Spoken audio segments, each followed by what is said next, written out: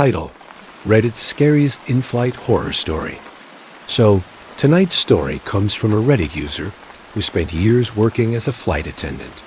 She talks about how much she loved her job, the thrill of travel, that quiet solitude you can only find in a cabin at 30,000 feet.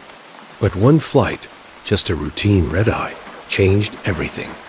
The story she tells isn't about turbulence or engine trouble. It's about something much more unsettling. It's a story that suggests some flights never truly make it to their destination. This account is a work of fiction, a kind of modern ghost story that taps into all the anxieties we have about flying. It's pure creepypasta, straight from the web, and should be taken as just that. When you're a flight attendant, you get used to the red-eye routine. That quiet cabin, the constant hum of the engines, watching the city lights just shrink away below ...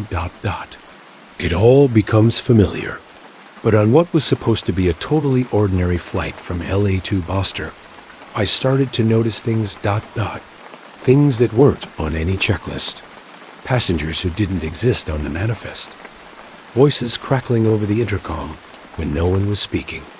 I realized pretty quickly that this wasn't a normal flight, and we weren't alone. Section 1. The stillness of the red-eye. The job definitely had its rhythms, and the red-eye from Lax to Boston was about as predictable as they come. It was a flight for business travelers and people trying to save a buck, which meant that not long after takeoff, the whole cabin would just fall into this deep, hypnotic quiet. My name is Anna, and for 6 years, that quiet was my office. The drone of the engines was my soundtrack. On this particular night, everything felt normal. At first, the boarding process was smooth, just a typical Tuesday night crowd. We pushed back from the gate right on time, climbed into the dark, and leveled off over the sprawling grid of Los Angeles. I did my initial service with my colleague, Mark. We moved down the aisle with a practiced efficiency. Our movements basically synchronized after years of doing the same thing. We offered drinks, collected trash, and dimmed the cabin lights for the long coast across the country.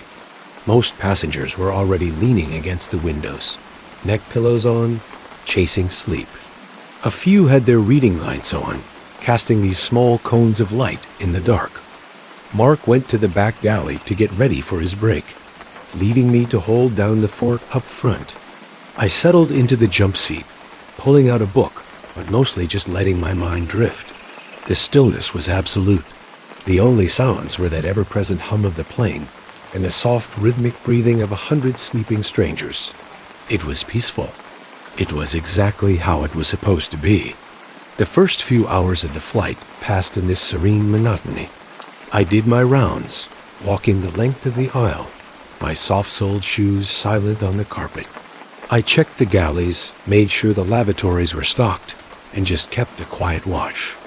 It was all so routine, so completely mundane, that when the first hint of something wrong started to unravel, I almost missed it.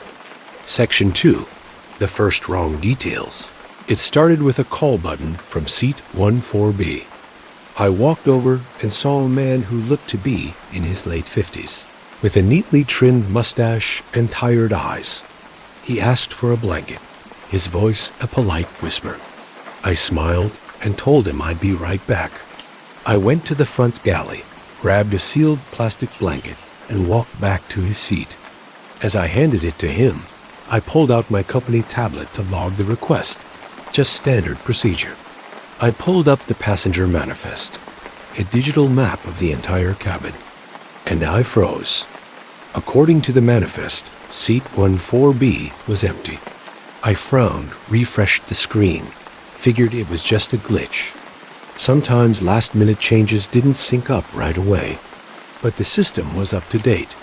The seat was officially unoccupied. I looked at the man, who was now tucking the blanket around his shoulders. He was undeniably real, solid. I could smell the faint scent of coffee on his breath. I just shook my head a little. Must be a ticketing error, I told myself. Nothing more. I went back to the front galley, but the perfect stillness of the cabin now felt.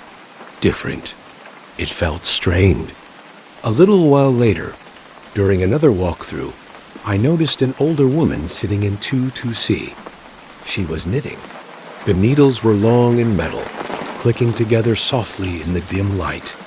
A strange detail caught my eye. How did she even get those through security? I was pretty sure the rules on sharp objects were strict, but again, I pushed it away. Maybe the rules had changed. Maybe the TSA agent was just having an off day. But it was another little tear in the fabric of the night. Another thing that just felt ... off. The strangest thing happened about an hour later. I was standing alone in the rear galley, pouring myself a cup of water when I heard it. A child's giggle. It was faint, but clear, and it sounded like it came from right behind me. I spun around. The galley was empty. The curtain to the cabin was drawn shut.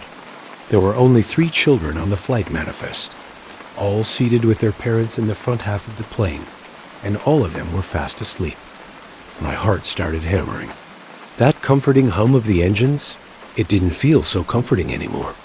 It felt like it was hiding something. Section 3. The unraveling the unease was a tight knot in my stomach now. I had to find Mark.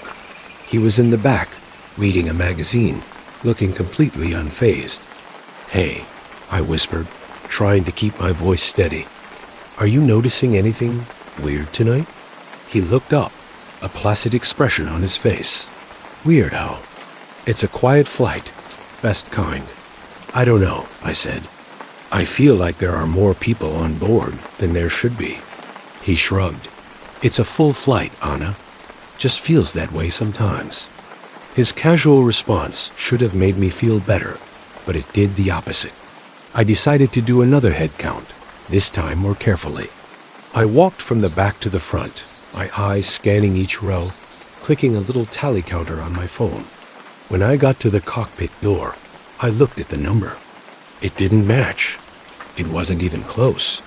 The manifest listed 148 passengers. My count was 161, 13 extra souls. I started to look at them more closely.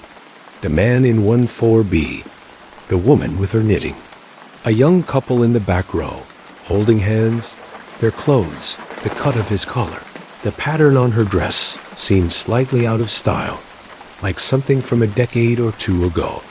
They all had the same look, a profound bone-deep weariness. Their faces were pale, almost gray in the half-light. They didn't sleep. They just stared ahead, their eyes vacant.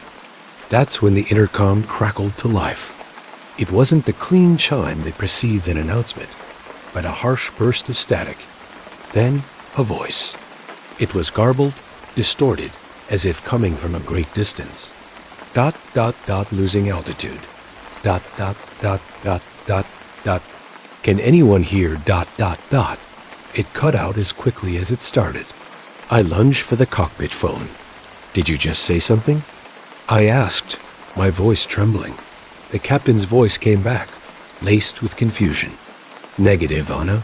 We haven't touched the intercom. Everything's fine up here. Why? I thought I heard something," I stammered. "Static. A voice." There was a pause. "Must be picking up a stray signal," the captain said, though he didn't sound convinced. "Everything is green on our end. We're right on course." I hung up the phone, my hand shaking. I looked back down the aisle at the cabin. At my passengers. The real ones were asleep, oblivious. But the others, the 13 others, they were awake. And they were all looking at me. Section 4. The ghost in the machine. And just like that, the illusion of a normal flight was completely shattered. The captain's voice came over the PA system again, but it wasn't our captain. The voice was calm, steady, but it was a different man. "Ladies and gentlemen, from the flight deck, we seem to be hitting some unexpected weather. We're going to ask you to please make sure your seatbelts are securely fastened. We'll try to find a smoother altitude." As he spoke, the plane began to shake. Not the gentle jostle of normal turbulence, but a violent, rattling shudder. The lights flickered, casting the cabin in a strobe of light and shadow. I grabbed onto a seat back to steady myself and looked out the window. Outside, there was no clear sky. We were inside a thick, swirling vortex of black and green clouds, lit up from the inside by flashes of lightning. I'd never seen a storm that looked like that. My eyes darted to the other passengers. The sleeping ones were stirring, groaning with the violent motion of the plane. But the others remained unervingly still. The man in 14B turned his head slowly to look at me, his eyes filled with a sad, knowing resignation. "It always happens this way," he said, his voice barely a murmur above the growing roar. Then a voice from the intercom returned. This time it wasn't garbled. It was a raw, terrified scream. It was the voice of a young pilot, his professionalism stripped away by pure panic. "Mayday, mayday, mayday. We've lost both engines. Instrument failure across the board. We are going down. Oh God, we're going down." It wasn't live. It was a recording, an echo. And in that one single horrifying moment, I understood everything. I wasn't on a flight from LA to Boston. I was inside a memory, a scar left in the sky. These weren't passengers. They were ghosts reliving their final terrifying moments. And I was trapped in the replay with them. The screams from the intercom mixed with the panicked cries of the real, living passengers who were now fully awake and terrified. The plane lurched into a steep, stomach-turning dive. The metal of the fuselage groaned under the strain. This was it. This was the crash. Section 5. Landing in a different reality, just as I braced for impact, convinced I was about to die. Everything stopped. The shaking just ... stopped. The screams from the intercom cut to total silence. The groaning of the plane faded back to that normal, steady hum. I shakily raised my head and looked out the window. The monstrous green storm was gone. Below us, the crisp, glittering lights of Boston spread out toward the dark expanse of the Atlantic. We were on final approach to Logan Airport. My mind just could not process the whiplash. I looked down the aisle. The real passengers were pale and shaken, clutching their armrests, murmuring to each other about the terrible turbulence. But as the plane descended, something else was happening. The others were disappearing.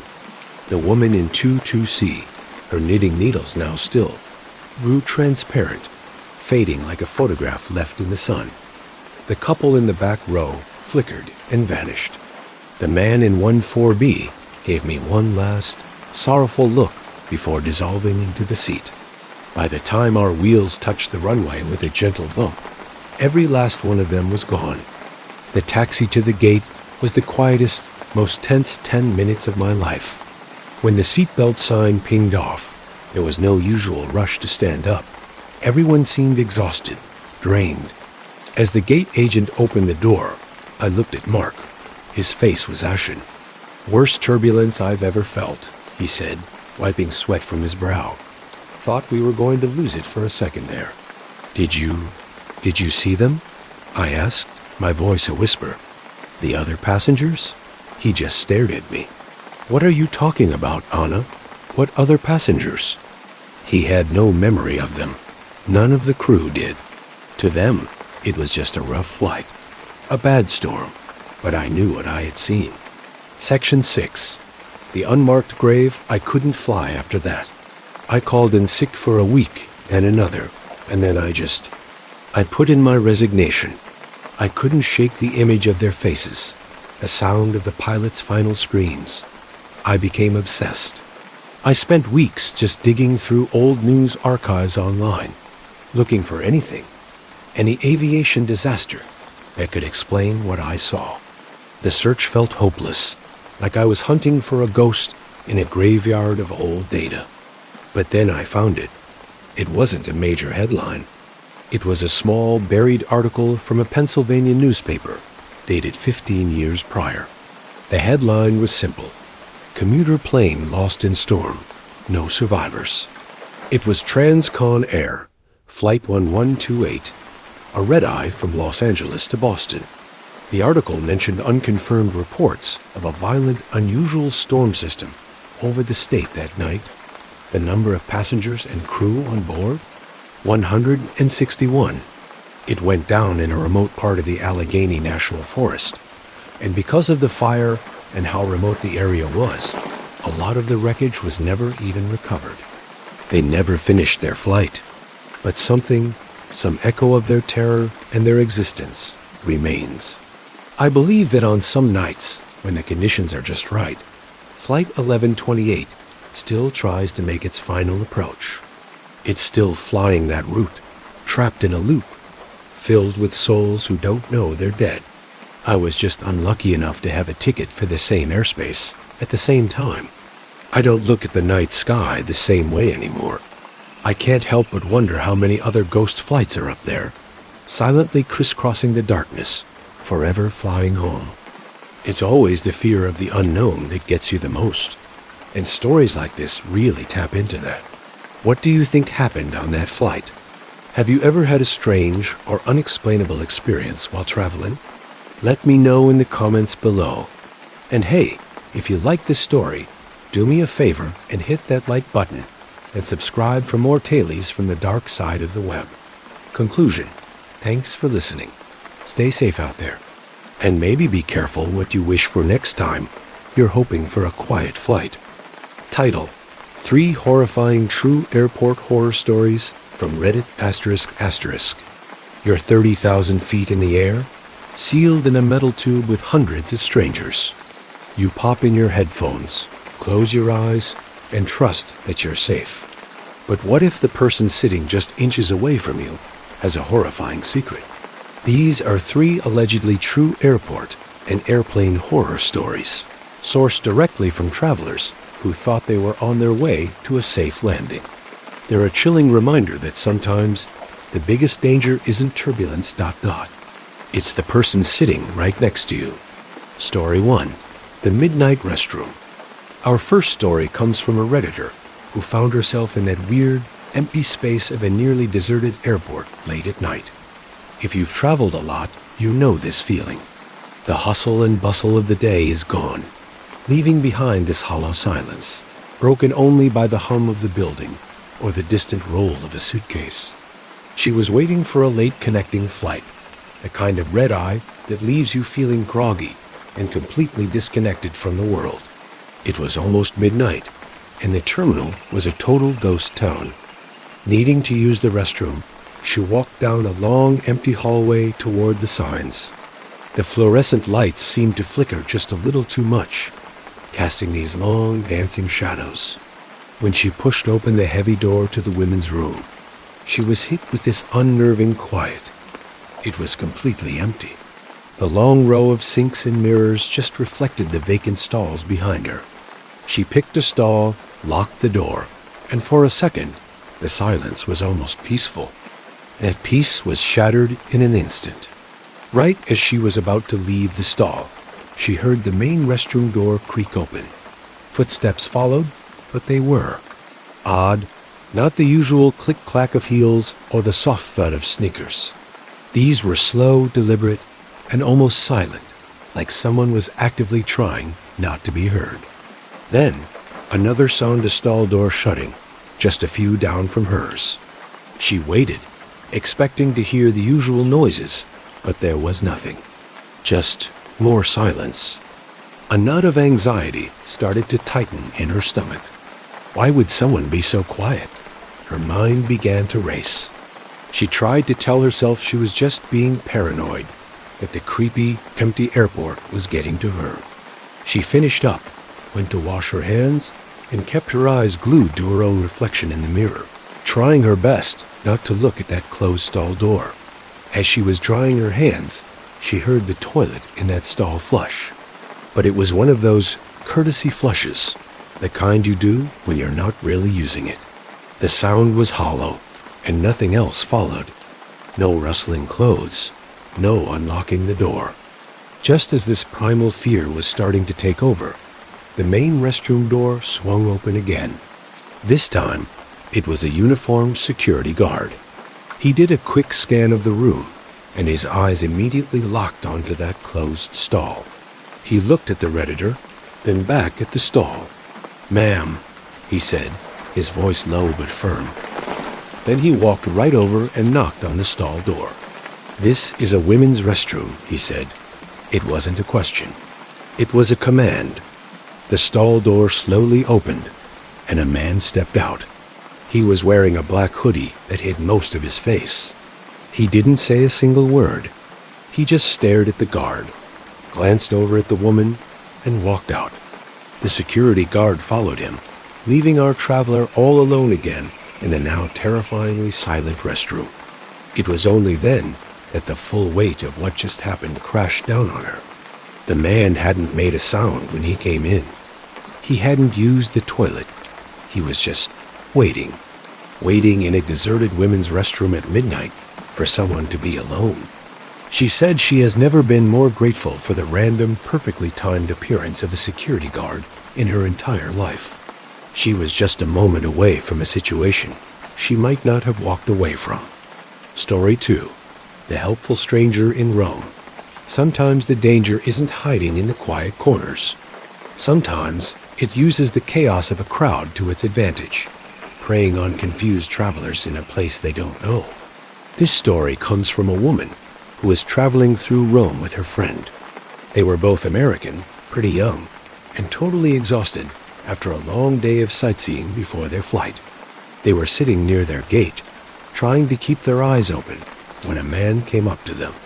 He was impeccably dressed-sharp suit, polished shoes.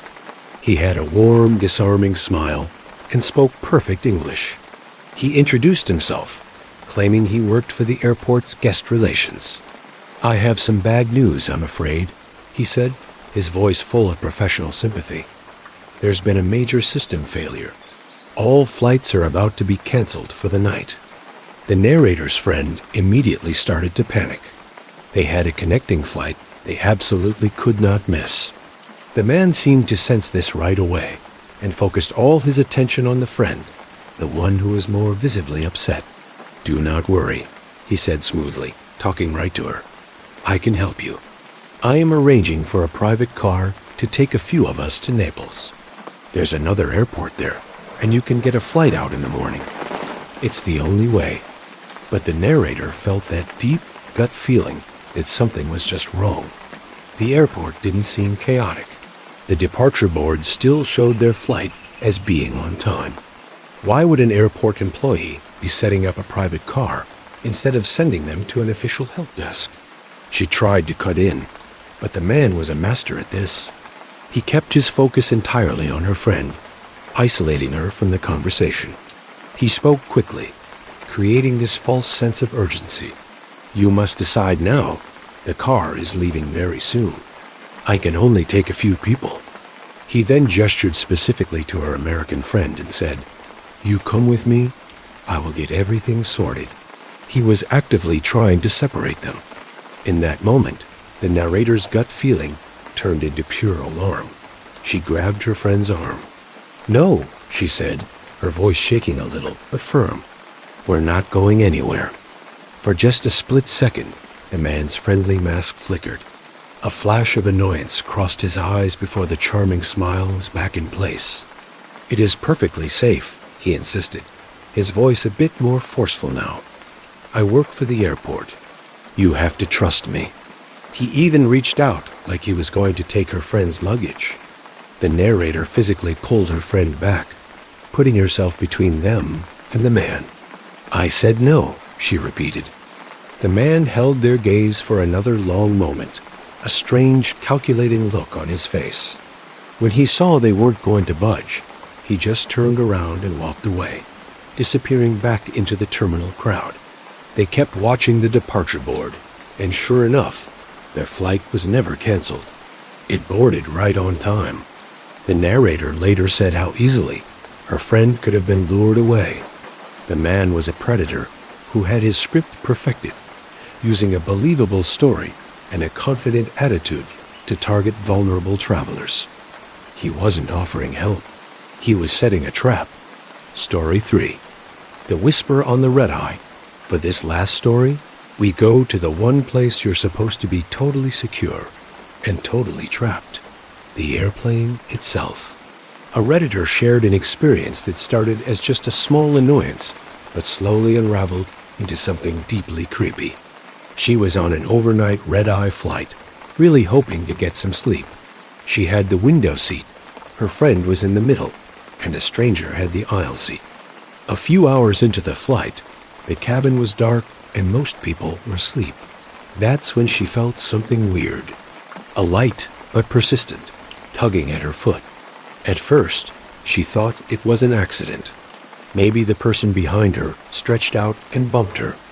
She moved her foot and tried to forget about it. But a few minutes later, it happened again. A deliberate, gentle pull on her shoe. It was way too precise to be an accident. Now she was wide awake and on high alert. She tried to look under her seat, but it was too dark to see a thing. And that's when she heard it. A low, raspy whisper from the aisle seat. "American," the voice hissed. "American." Her blood ran cold. She slowly looked over her sleeping friend at the man in the aisle seat. He was well dressed, looked like a businessman, but his eyes were wide and locked right on her. He was leaning forward, trying to get her attention. Her friend was completely passed out, no idea what was happening. The woman felt so incredibly isolated. She was trapped in her seat, next to a man who was whispering at her and had just been touching her foot from across another person. She gave him a look that she hoped screamed, "Leave me alone." He just smiled, this wide, unnatural smile that didn't reach his unsettling eyes. He leaned back in his seat but kept watching her. For the rest of the flight, he would make these small, unnerving gestures. He'd watch the flight attendants walk by, almost tracking their movements, like he was waiting for them to be busy. Then his eyes would flick right back to her. He tried to start a conversation a few times, asking where she was from, where she was going, but his tone felt predatory. It was less like small talk and more like an interrogation, like he was gathering data. The woman just pretended to be asleep, her heart pounding in her chest. Every little rustle from the aisle seat sent a new wave of fear through her. What he was doing was a masterclass in psychological terror. He never did anything aggressive enough to call a flight attendant without looking paranoid, but every single action was calculated to make her feel vulnerable and terrified. The whole nightmare only ended when her friend finally woke up as the plane started to land. The second the man saw she wasn't alone anymore, he turned away and didn't look at her again. When the plane landed, he was one of the first people to stand up, and he disappeared into the crowd without a backward glance, leaving her to wonder what his real intentions were. Conclusion: airports and airplanes are supposed to be these controlled, safe environments. But these stories are a chilling reminder that the rules of the real world don't just stop at the security gate. The people you're sealed in a tube with are carrying their own intentions, and sometimes those intentions are terrifying. Always, always trust your gut. That feeling that something is wrong is your mind's first and best line of defense. Thank you so much for watching. The stories you heard today were from Reddit, and all credit goes to the original posters who were brave enough to share what happened to them. If you have a true scary story of your own you'd like to see in a future video, please think about sending it to the email in the description below. And if you liked these stories and want to hear more, please hit that like button and subscribe to the channel. It honestly helps more than you know. Stay safe out there,